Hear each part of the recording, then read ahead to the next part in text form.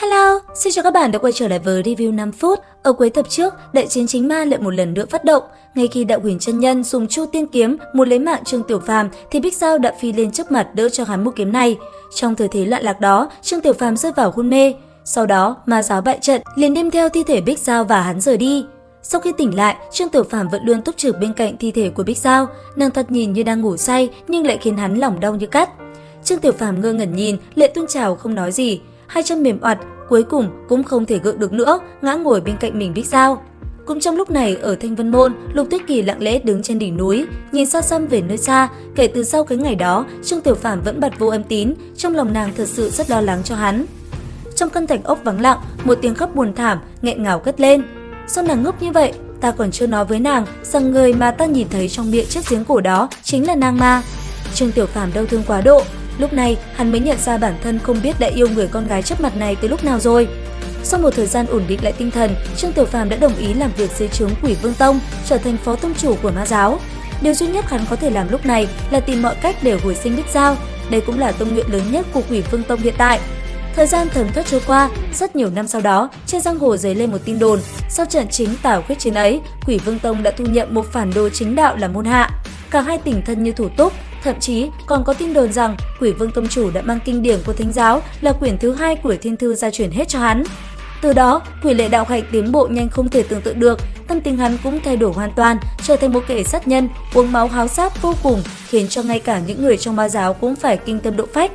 Mấy năm gần đây, nội bộ ma giáo đấu đá nhau ngày một ác liệt, nhưng Quỷ Lệ, kẻ phản đồ của Thanh Vân Môn năm đó, đã bất ngờ trở thành chiến tướng hạng nhất trong ma giáo. Hắn thống lĩnh đệ tử Quỷ Vương Tông tung hoành ngang dọc, chu diệt vô số hệ phái, pháp bảo trên tay hắn là thanh phệ vùn bổng, không biết đã hút máu huyết của biết bao nhiêu người.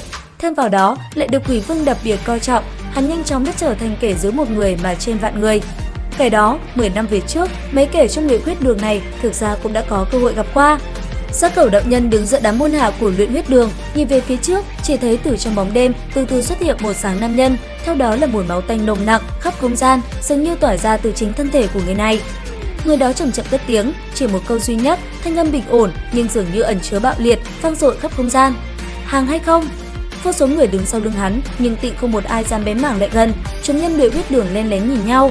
Nghe lão đại mồ hôi chảy ròng ròng trên mặt, khắp người thương tích như vậy mà giờ như tê bại không có một cảm giác gì, miệng lắp bắp. Người chính là Trương Tiểu Phàm. Chúng nhân thất sắc, chỉ thấy trong khoảnh khắc, cầm bên Quỷ Lệ bỗng xuất hiện một đạo đao quang mạnh liệt nhằm vào dưới bụng của Quỷ Lệ mà đâm tới. Chính giây khắc đó, từ bên tay phải của Quỷ Lệ, một luồng sáng quyện lẫn giữa những đạo huyết tinh hồng quang và những tia sáng xanh đen vụt ra, chụp lên người kẻ đó. Không gian vốn đã sặc sụa máu tanh, nay lại nồng nặc thêm vài phần, thân thể hắn thoáng chốc đã trở thành một cái xác khô kiệt, vô lực lảo đảo đổ sang một bên.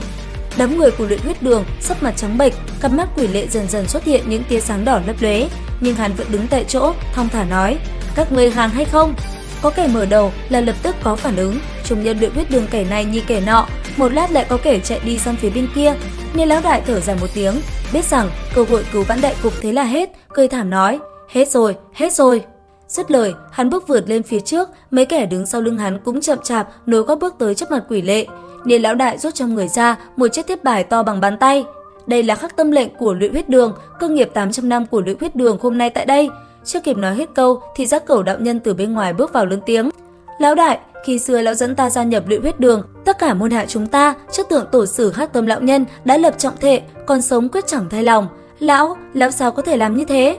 Nên lão đại trên mặt lộ vẻ xấu hổ, khẽ cúi đầu, trầm giọng nói: "Giá Cẩu, tình thế bây giờ người mạnh ta yếu, người bất tất phải tự đi nộp mạng, hãy mau qua đây đầu hàng đi." Giá Cẩu đạo nhân đứng đó, trước vô số cặp mắt bên dưới, nhưng duy một cặp mắt ở ngay hàng đầu, ẩn hiện những tia sáng đỏ lòe ghê sợ, như đang nhìn thấu tâm can hắn, khiến đôi chân hắn dường như cũng bị nỗi sợ hãi khống chế, khẽ run lên bần bật.